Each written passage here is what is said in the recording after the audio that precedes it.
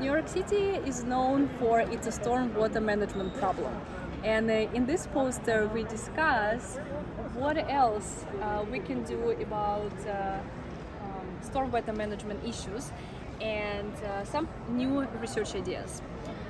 In this picture, you can see the example of a green infrastructure system in New York City during rain. And we decided to analyze heavy metal concentrations because that's the area of my expertise. Not only green infrastructure can retain stormwater, but apparently it can also sequester some heavy metals. And in this research, we were looking at aggregate distribution and heavy metal concentration correlation. So this particular research was done on two types of green infrastructure. One is enhanced strip pit that had a sandy loam soil, which is very permeable, and recycled crushed glass underneath.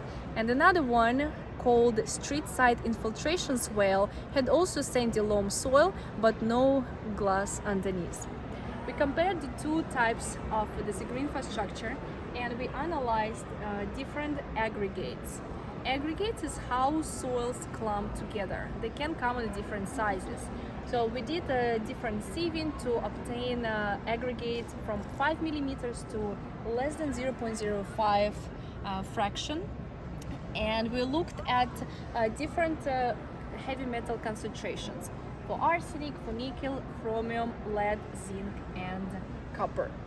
What we found is that chromium and nickel had high concentrations of heavy metals in aggregates of a size more than 2 millimeters, and lead and zinc had a really good relationships with when concentration dropped at the higher aggregate size or big aggregate size, and concentration were higher at a very small fraction.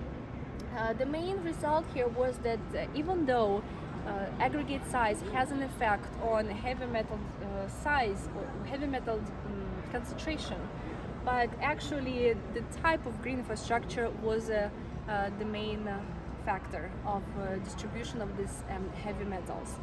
Chromium and nickel would accumulate more in enhanced strip pit, while zinc and lead and copper also will be mostly concentrated in street side infiltration swale. What is the overall implication of this study?